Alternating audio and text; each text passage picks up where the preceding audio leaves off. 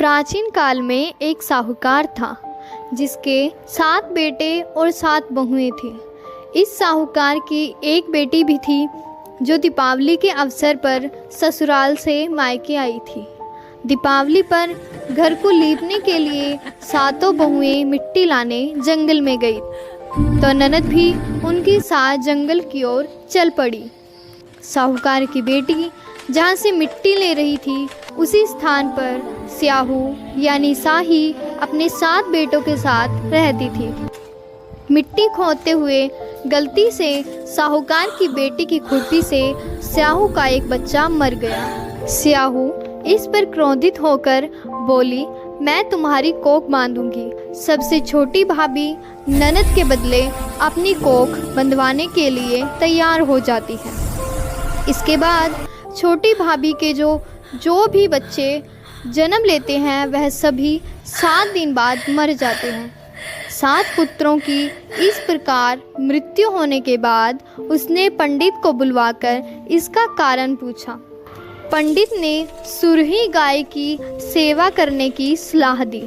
सुरही सेवा से प्रसन्न होती है और उसे स्याहू देवी के पास ले जाती है। अचानक साहूकार की छोटी बहू की नज़र एक ओर जाती है।